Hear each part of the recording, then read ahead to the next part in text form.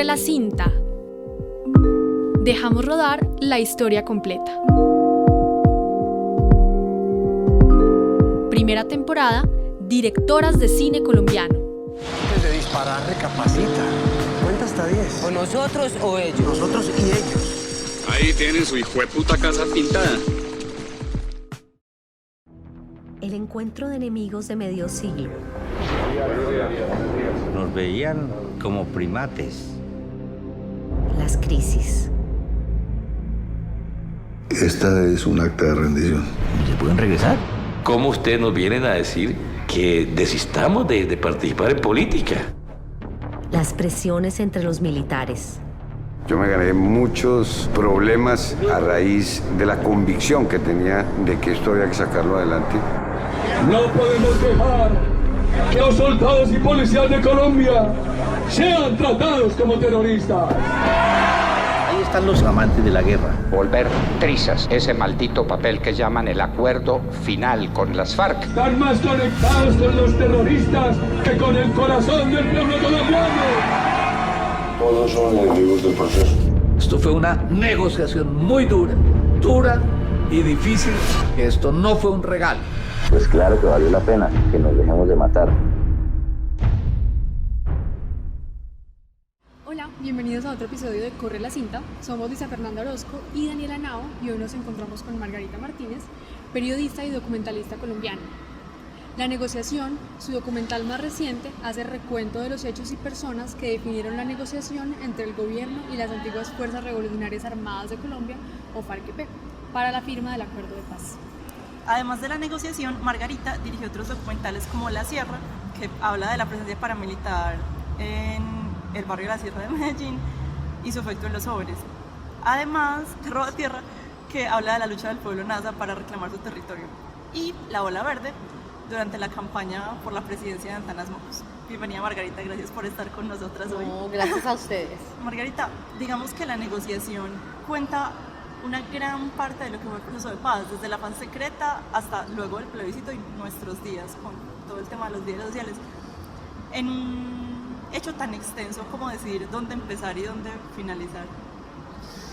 Bueno, dónde empezar no era tan difícil, aunque uno siempre piensa que pongo de contexto, etcétera, porque, digamos, tiene una introducción, y la introducción es una introducción histórica, y esa introducción tiene, bueno, muchos años. Pero, digamos, la película empieza, el documental empieza a partir del 2012, cuando empieza la etapa secreta. Y empieza con las imágenes del jefe del bloque oriental, Mauricio el Médico, tomando un helicóptero para ir a La Habana, para empezar en ese momento la etapa secreta. Y termina con el triunfo del presidente Iván Duque, del partido opositor a los acuerdos, como el nuevo presidente de Colombia. Sí, y digamos, ¿por qué decidiste como extender la película hasta la posesión, digamos, y no sé, hasta un año del acuerdo, no? Bueno, 2 años, ¿no? 2 años, sí. Ya se cumplen, o sea, la película no es solo sobre el acuerdo, sino también llega hasta el ingreso de las FARC a la vida civil, la desmovilización, la entrega de armas y, bueno, el triunfo de los opositores. Pero me parece que, o sea, cuando empieza uno y cuando para, ¿cierto? Pero yo creo que quien ganaba la presidencia determina qué tipo de paz vamos a tener, porque una cosa es el papel y otra cosa es el que llega, qué tipo de voluntad política tiene. Entonces, eso marca el futuro y es como una flechita al futuro para tratar de medio adivinar qué es lo que va a pasar. Sí, claro, no, y nosotras vimos que en el documental se manejaba una cantidad impresionante de archivo, de verdad, de cosas que ustedes grabaron y también de estas imágenes que me imagino tomaban allá en la mesa de negociación como parte de la constancia pues de los diálogos. ¿Cómo fue el acceso? Para los oyentes que estén escuchando eso, que ya se lo habrán visto, lo siento, pero ¿cómo fue el acceso a ese archivo que fue propio de la mesa y de todas las partes? Que nos parece un trabajo muy complejo.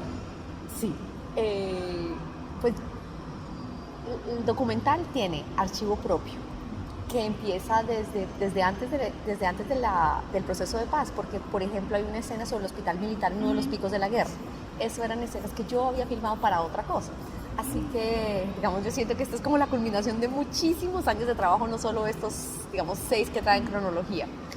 Entonces tiene imágenes propias desde antes, durante las negociaciones y después, que yo seguí filmando, seguí entrevistando a la gente. Y al mismo tiempo una recopilación de archivos, que son archivos que filmó el gobierno colombiano, que filmaron las FARC, que filmó el gobierno de Cuba, que era el país anfitrión, que me dio el Centro Democrático. Yo, pues desafortunadamente el expresidente Álvaro Uribe no me quiso dar una entrevista, pero me ofreció darme el material que ellos tenían en archivo en el partido. Yo fui hasta allá y bueno, lo recopilé. Y también archivo histórico que estaban como en los noticieros de la época, digamos, de la primera negociación con las FARC 1986, hay como imágenes de los que después fueron grandes comandantes cuando eran unos jovencitos. Sí, pero tuviste que pedir algún permiso, digamos. A todo el mundo. Mira, sí. Acá pido permisos todo el tiempo. Esta película es la película de los permisos. A todo el mundo hay que pedirle permiso, rogar, perseverar, más que rogar, no, perseverar. Y si la gente siente que tú tienes como un objetivo serio y que tú quieres hacer algo, finalmente aparecen cosas que tú ni siquiera sabías que existían. Claro, y digamos, además del material de archivo, como que hay otras herramientas audiovisuales como las pantallas, pues como poner el marco de las pantallas o el avión que muestra los viajes. ¿Cómo tomaste la decisión de incluir esas animaciones que no se le dan como otro dinamismo al documental? Pues claro, porque es un documental muy difícil. Cuando yo filmé La Sierra, pues era la historia de 3 jóvenes en un barrio de Medellín, que en uno de los picos de violencia, que está bajo gobierno, digamos, de una estructura paramilitar. Pero son 3 historias. Y aunque era muy difícil hacerlo y pues había balas zumbando, bueno, todas las complejidades de cubrir una historia de guerra, pues esta historia en otras dimensiones es más compleja porque hay muchos actores en este proceso y nadie te quiere hablar en cámara, nadie te quiere contar las cosas, así en los corredores te digan y te cuenten y vas como acumulando información y como pudiendo hacer mejores entrevistas porque sabes qué pasa, pero no tienes nada de ese material en cámara. Entonces, pues en general es una película en la que le dicen a uno que no todo el tiempo. Y para los que quieren hacer documentales o periodismo o este tipo de cosas, tenía una profesora que siempre decía, para uno no significa hola. Así que yo interioricé eso de tal manera que fue la única manera, o sea, yo me decía eso a mí misma para como poder sobreaguar tanto no, que era lo normal. Sí, es que nosotros, por ejemplo, hubo una parte en la que nos pareció ver que Sergio Jaramillo, él estaba como saliendo de la mesa y ustedes le preguntaron, Sergio, ¿será que podemos ir a grabar a la casa después? Y él sigue de largo. Y nosotros nos quedamos como, uy, pues complejo eso, pero de verdad que eso es a lo que uno se expone siendo pues periodista. ¿Cómo viste tú ese trato, tanto del gobierno como de las FARC, de los que estaban conformando esa mesa, el trato hacia ustedes? O sea, nosotros no, pero el problema no era hacia nosotros, porque nosotros somos apenas el registro de la historia, sino la complejidad de hacer una conversación o un diálogo entre enemigos después de que han pasado las cosas tan horribles que han pasado en Colombia. Entonces, pues nosotros simplemente registramos eso y uno, si uno quiere hacer algo de esta calibre, le toca pues tener un poquito de cuero y saber que uno tiene un objetivo y uno creerse que ese objetivo es limpio, bueno e importante. Yo, por mi parte, me siento que hice todo este esfuerzo porque creo que Colombia merece tener un registro de primera sobre lo que pasó. No sé si esto vaya a ser así o no, todo va a depender del futuro, pero si logramos consolidar la paz, esta conversación de paz, como estos acuerdos de paz con la guerrilla de las FARC, va a ser tal vez el punto de quiebre en que empecemos a consolidar a Colombia en paz. Todavía estamos muy cerca, no sabemos si de pronto nos devolvemos, no nos devolvemos, pero de cualquier manera, todavía hoy estamos con el nivel más bajo de homicidios desde 1974. Lo mismo mutilados por minas antipersonales, etcétera, casi todos los crímenes. Y aunque no vivimos en ningún paraíso, pues antes estábamos peor. Entonces, el reto es consolidarlo. Y pues de todas maneras hay cosas preocupantes. A comparación del año pasado, esta vez los indicadores de violencia están creciendo otra vez. Entonces, ¿qué va a pasar? Sí, esa incertidumbre está cada día también, con muchos asuntos de los líderes sociales, con qué está pasando ahora que supuestamente se acabó la guerrilla más grande, pero vamos a ver. Margarita, y durante esos años que tú estuviste grabando el documental, pues me imagino que ibas y venías como de Cuba acá. ¿Qué piensas de la manera en que los medios de comunicación tradicionales abordaron todo lo de los acuerdos? Pues como estando allá, ver qué decían acerca de eso y qué era lo que estaba pasando. Pues unas conversaciones de paz, por definición, son secretas y herméticas. Y en este caso, de pronto demasiado secretas y demasiado herméticas. Entonces, pues más que los medios de comunicación, muchos personajes de la oposición o gente realmente preocupada de lo que estaba pasando, pues lanzaban informaciones o desinformaciones. Pero yo creo que cuando se mire una de las lecciones de lo que hizo mal el gobierno fue una estrategia de comunicación muy débil pues por decirlo menos. Entonces la calle colombiana se llenó de rumores, mentiras, medias verdades, y el gobierno no supo cómo hacerle frente a eso, o sea, no supo tener como, digamos, dos maneras, que es una negociación interna que se pudiera hacer secreta y otra como una comunicación de algo que se pudiera decir, o bueno, no sé, una estrategia. En eso pues claramente se falló. Sí, digamos que finalmente en el momento del plebiscito la ciudadanía tuvo un papel muy importante en difundir y en invitar, hey, eso es importante, léanse eso, más de lo que tal vez el gobierno no se concentró tanto en esa otra parte de... Sí, evidentemente había una estrategia y había una rigurosidad en la negociación, había una formalidad, había una cantidad de gente que estaba estudiando, que había estudiado y que seguía estudiando los temas para ver posibles salidas en cada uno de los temas, o sea que era una negociación profesional, sí. Pero las comunicaciones no se pensaron de una manera más estratégica. Sí, y hablando sobre todo de estos difusores de información y de lo que tú mencionas en el documental como medias verdades, pues vemos que en el documental no dices directamente que Uribe es el enemigo de los acuerdos de paz, pero por los momentos en los que tú insertas como ciertas grabaciones que tú dijiste habías recopilado del archivo del Centro Democrático, pues se da a entender eso. ¿Cómo decides tú en qué momento ponerlas? ¿Cuál fue el criterio? Pues cronológico, cómo iban pasando las cosas, cómo se iba, digamos, por decirlo, calentando la polarización, ¿no? Y todos los que vivimos este periodo que estamos oyendo en este momento este podcast sabemos pues que fue así. Pero yo no hago este documental para hablar para tomar una postura. Yo hago este documental para mostrar lo que pasó y sobre eso reflexionar y aportar mayor información, tener pensamiento crítico, crear una ciudadanía más consciente de lo que pasó y de lo que puede pasar. Entonces el objetivo mío es que lo vean la gente de todas las corrientes políticas, que sirva un puente y que cada cual obviamente piense lo que quiere, pero que sea un trabajo que esté basado en la información. Claro, sí, y realmente yo creo, pues en las funciones que hemos visto de la película, la sala ha estado llena. Yo creo que es gente llena como de necesidad de saber qué estaba pasando, como sí, casi que una necesidad por conocer ese proceso, porque sabemos que para poder hacer parte y para poder empezar a construir esa paz hay que saber qué fue lo que se hizo. Y además, pues como de la acogida que el documental tenía con esos comentarios que hizo Uribe por redes sociales en días anteriores al estreno de la película, hasta ayudó a hacerle más difusión, porque mucha gente que tal vez no sabía se unió como a este hashtag, iría a ver la negociación, para saber, bueno, ¿y este man qué es lo que tanto le molesta? ¿Tú qué opinas de toda esa situación tan extraña? Pues yo realmente lo que quiero es que vean mi película, porque yo me he gastado muchos años, y cuando uno se gasta muchos años y hace, digamos, toda clase de esfuerzos, es porque uno cree que es importante. Yo creo que es importante para la gente de Colombia conocer este documental, conocer la información que trae este documental y tener mejores criterios. Ya pasaron las elecciones, ya estamos en lo que estamos, pero podemos perder lo alcanzado en términos de disminución de la violencia y podemos todavía como enderezar el rumbo y en términos de vida salvar, o sea, empezar a disminuir la violencia. Entonces, pues mi objetivo es que vean este documental y lo hice para la gente de todos los lados.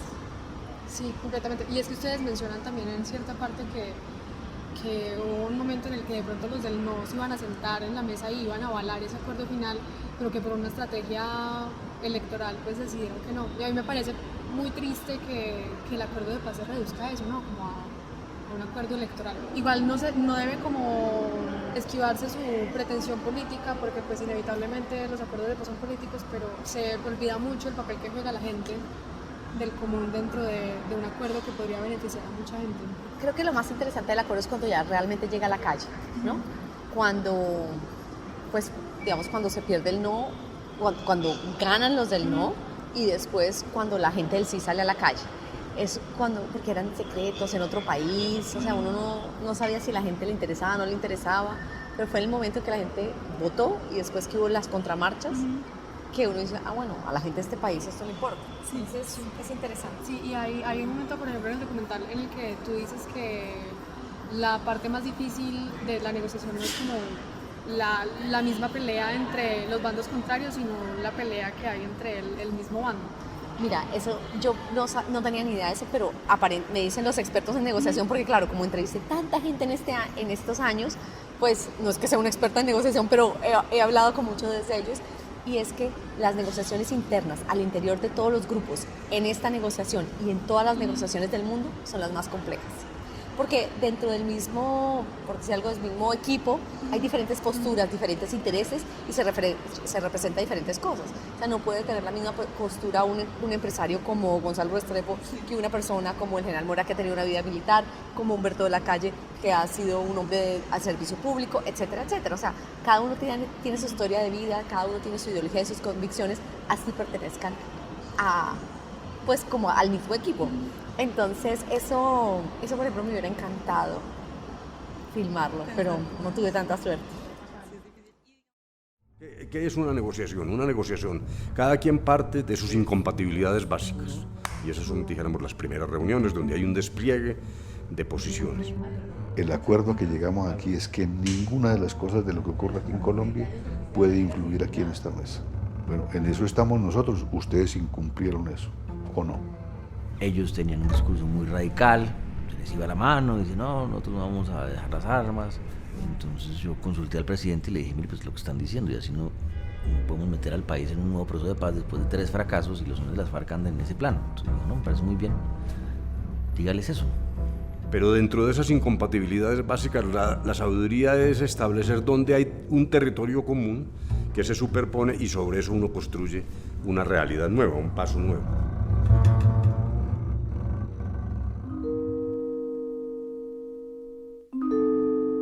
Corre la cinta.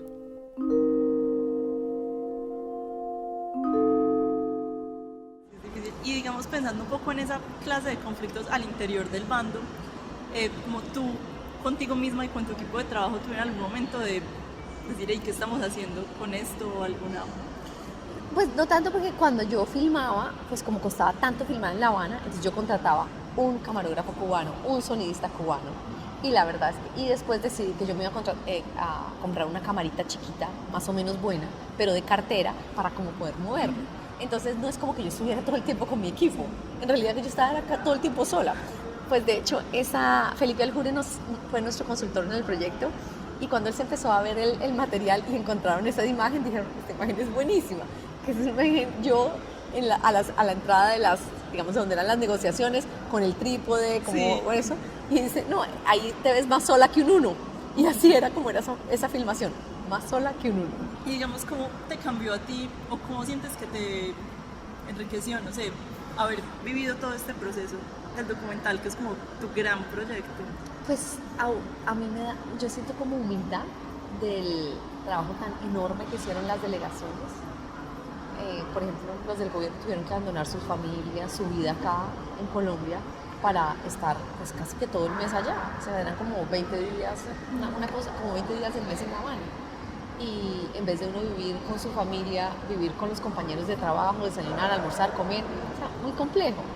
Así que pues fue un sacrificio tan enorme, tan enorme. Y otra cosa que me parecía siempre rara era, yo los veía entrar como con los maletines y decía, ¿cómo puede ser que ellos puedan cambiar la vida de tanta gente? Pero así es. Este acuerdo de paz, con todas las regiones que todavía faltan por consolidar, incluso algunas que están peor que antes, pero hay muchísimas más que están en paz o que están en el post-conflicto. Entonces, pues es algo increíble, ¿no? Sentir que un acuerdo entre personas cambia en el terreno tantas realidades. Y dentro del documental se le da voz a muchas personas, como ya lo hemos dicho, Y, por ejemplo, nosotras estábamos comentando que nunca habíamos visto que se le preguntara al ciudadano del común, pues al ciudadano de a pie, qué opinaba de los recuerdos. Y eso hacen precisamente ustedes.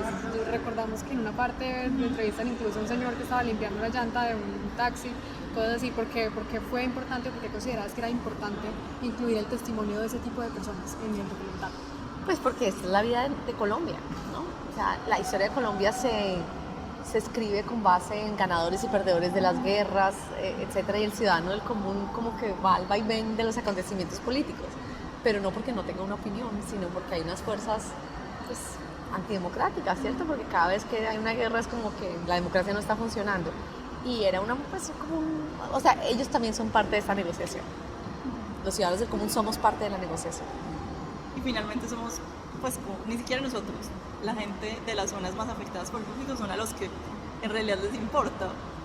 En las grandes ciudades no cambió mayor cosa luego de eso. Para nada, no cambió la vida de los que vivimos en las ciudades, no cambió un milímetro. Y con el resultado del plebiscito, o sea, si ustedes mostraron el mapa ahí, se decidió por ellos, por la gente que en verdad sí le afectaba. Y hablando de la gente, pues como que sí le afecta realmente, nos conmovió mucho la escena de las víctimas, como ese contraste entre la imagen con el audio que se presentaba.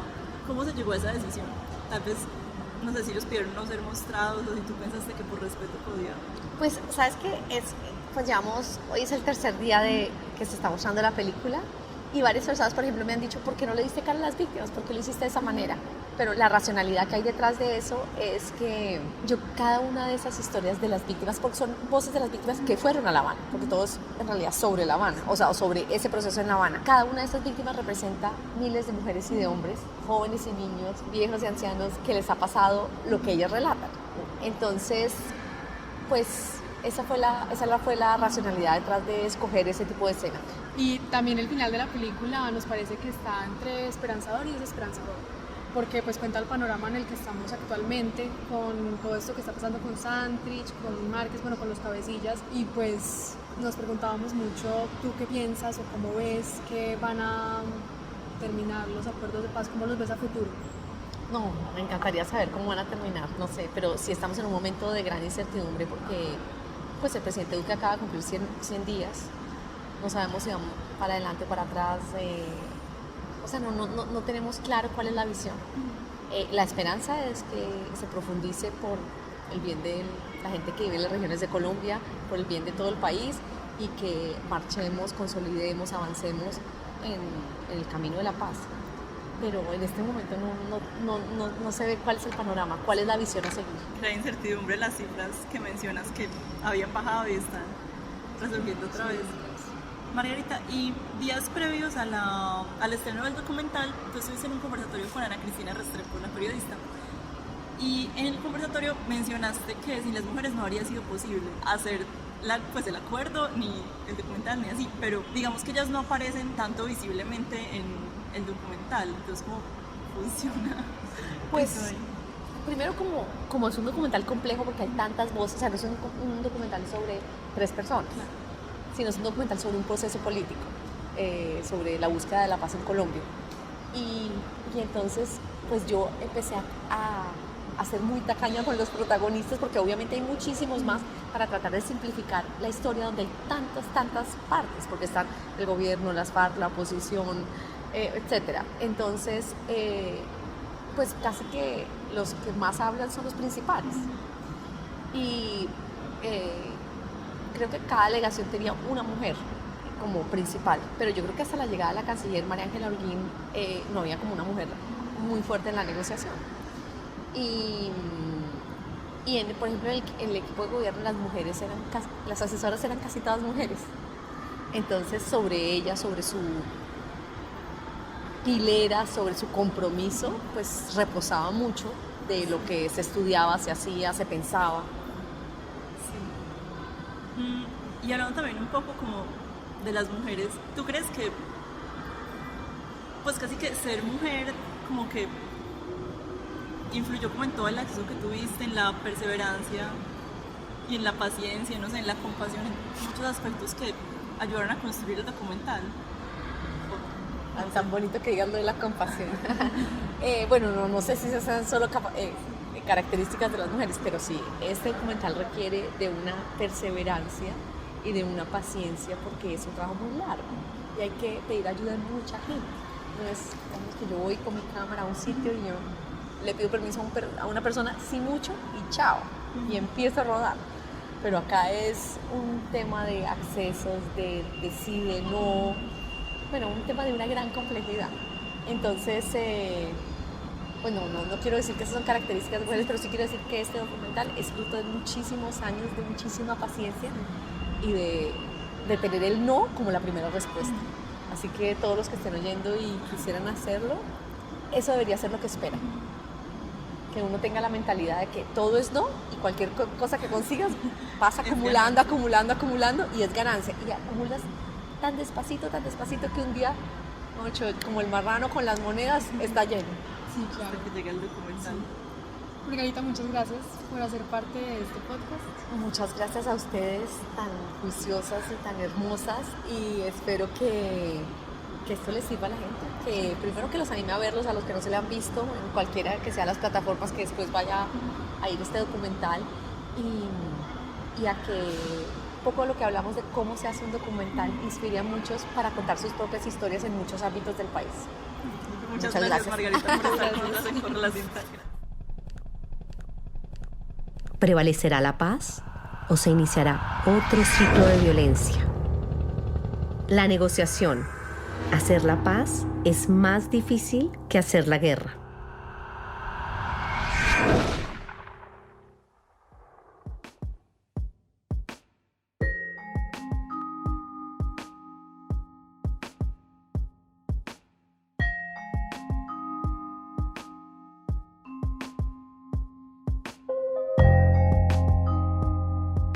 Corre la cinta.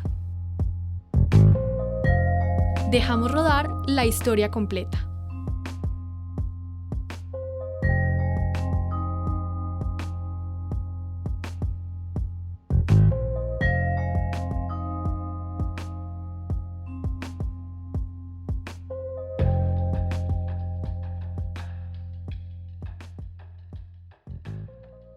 ¿Qué? Si no estamos en Suiza, señora. Estamos en Medellín, Colombia.